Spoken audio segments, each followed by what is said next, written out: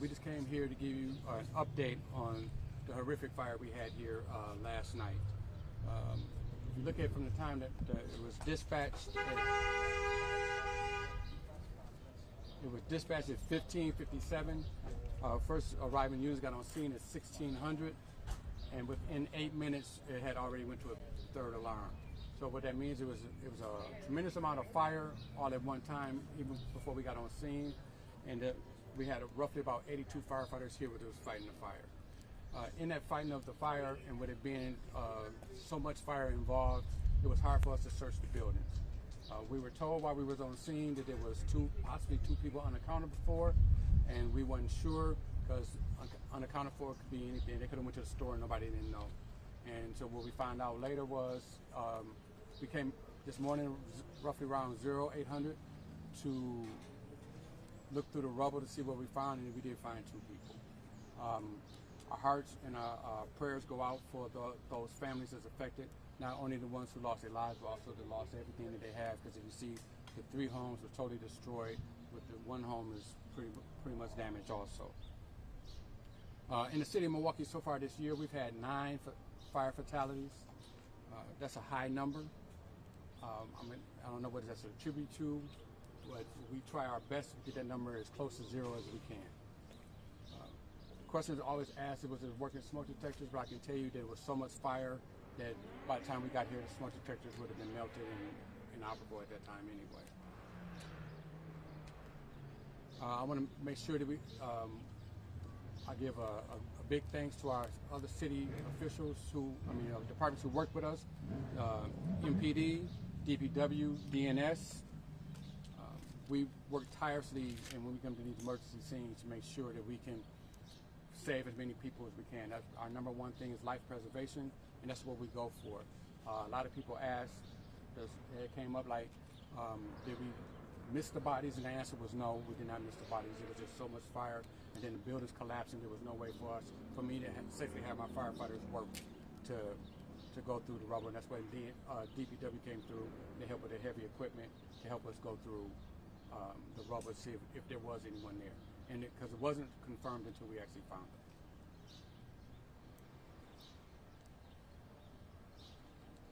it. It says that it was an extremely windy day. The fire spread quickly.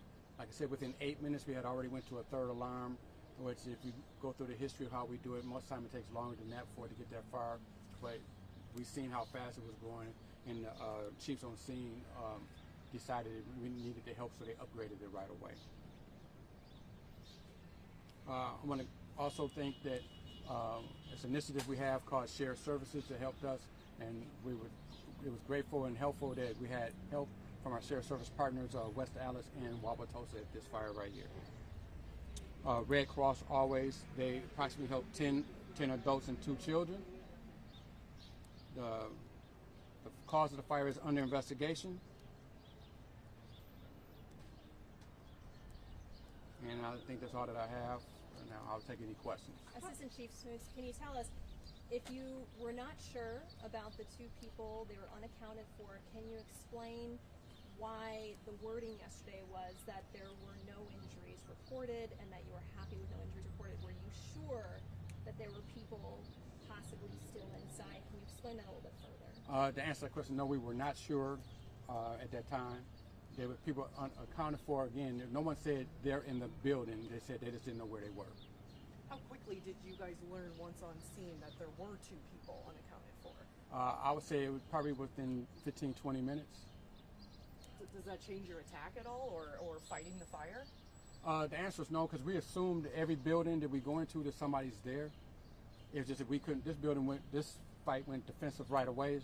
Normally we go in.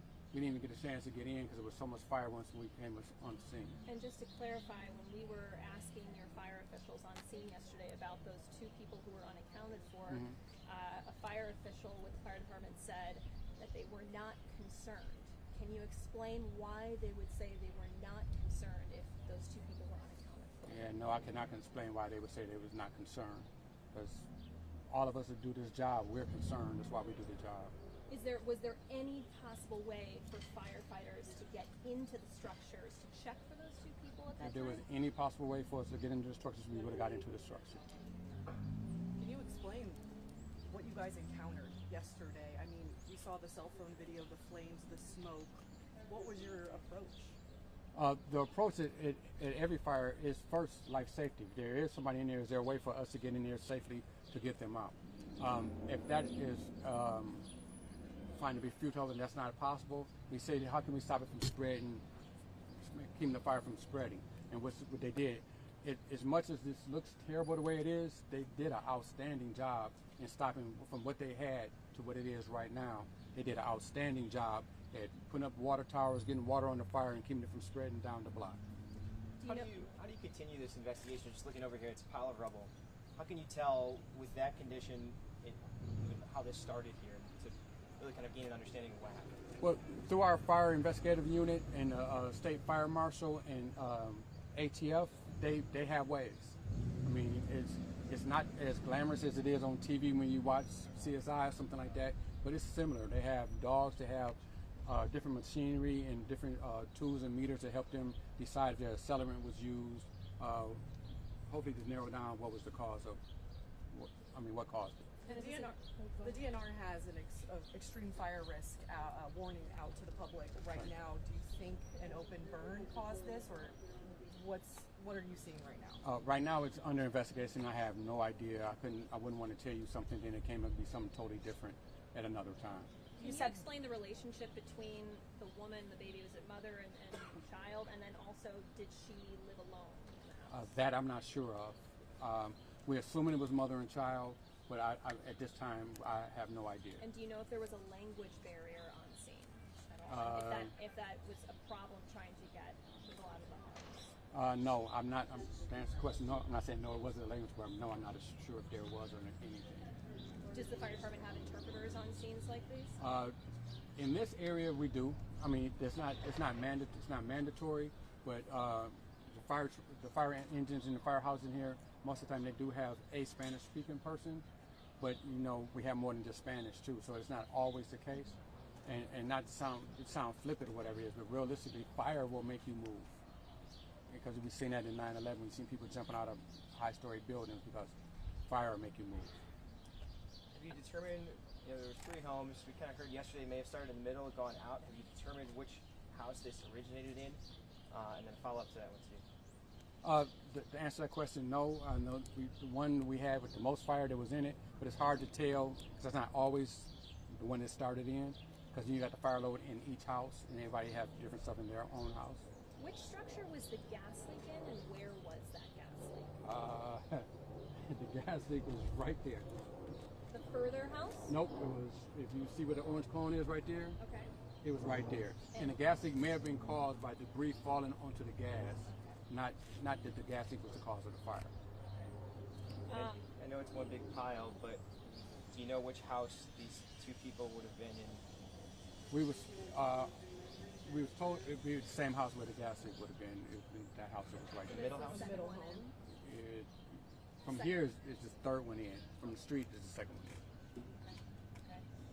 And, can you talk about, when we're talking about the timeline again, you said it was 7 minutes, 8 minutes before you called for a third, 8 minutes in, you called for a third alarm fire. Right. Is that typical? I mean, what is the timeline for it to take for your crews to get all their equipment out and start tackling this aggressively right from the start? Like I said, the first arriving units was here in 3 minutes. That was Engine 23. It was here within 3 minutes, and shortly thereafter, Battalion 3 was here. And a minute or so after Battalion 3 was here, he called for the second alarm because I'm assuming what he saw was that it's going to probably be more fire than what I need right now. What we try to do, in all honesty, is we try to fight a fire 5 minutes ahead. So whatever we need 5 minutes from now is what we're asking for right now. So because if you wait to 5 minutes to ask for it, now you're 10 minutes behind.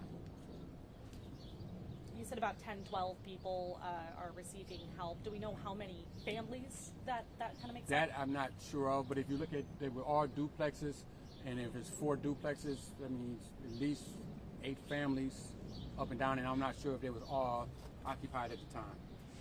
It's very uncommon for 4 houses for this to happen to 4 structures. at Correct. once on It the is same street. extremely unconscious. In my 36 years, I can tell you honestly, I've probably only seen it once or twice, not counting this time right now. And you're attributing it to the conditions yesterday?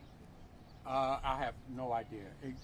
It was a windy day. Wind does help to spread fire, the same way they do in forest fires. But not knowing what really caused the fire and what it was, I cannot honestly tell you. Was there any delay at all? I mean, we were here and it was high traffic area. It's very compact and tight.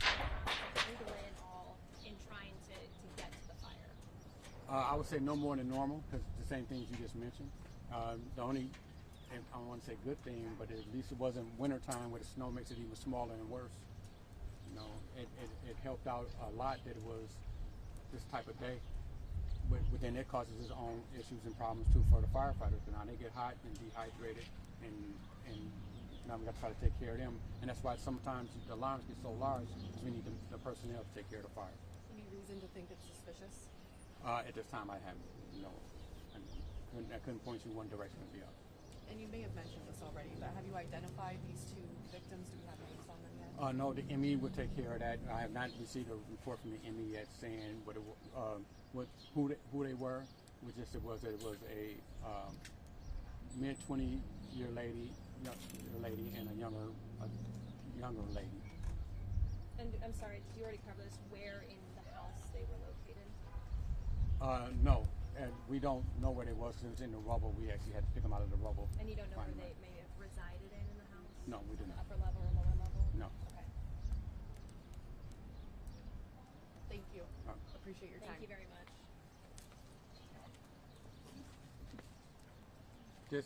We have Alderwoman.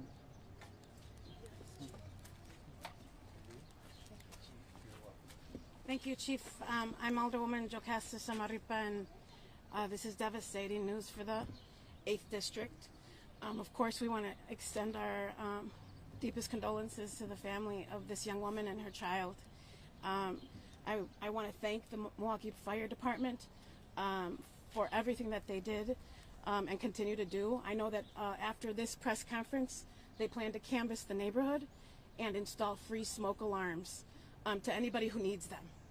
And for folks that are not available to allow them to come in today to install, the city has a free smoke alarm hotline that folks can call across the city and ask to have somebody come out and install a free smoke alarm. And we implore the people of Milwaukee to please take advantage of that. It doesn't matter your immigration status. Nothing. Just call us and let us know that you need a free working smoke alarm installed in your home. I want to thank the Milwaukee Police Department as well for everything that they do to secure these devastating scenes. And again, just want to implore my constituents to make sure that you have working smoke alarms. I know I asked the chief today, was the smoke alarm working in this home where the young woman and her child passed away? And because of the damage, they can't tell me that for sure. But of course, I have suspicions, and I'm very concerned that there was not one there. And we have to make sure, I've done these canvasses with the fire department before, that folks have working smoke alarms in their homes. Thank you. Alderwoman, do you know if there was a burn ban yesterday in place in Milwaukee? In the city of Milwaukee, I don't know that we issued one. If there was one, I was not aware. Assistant Chief, do you know if there was a burn ban? I know that your crew said that they were aware of the dangers of this happening yesterday. Yes, we earlier on we heard the weather report, so we sent out that there's a possibility of a wind-driven fire, which increases it spreading more than just staying where it is, because it's expensive fire, sort of like in forest fires. So we were aware of that. So we take precautions with that. So even with that, I think the first alarm even had an extra engine in it because of that. But no official ban for residents to know about yesterday? That I know of, there was no official ban. Now, one other thing I would say is that with this time of the year, and especially with it fluctuating between warm and cold, and it's starting to get warm again, is to make sure you stay safe, especially again around water. You know, now not only just fire, water becomes a big issue for us around this time of the year, from either the creeks, the lake, or even the rivers. Thank you. Thank you. Thank you very much.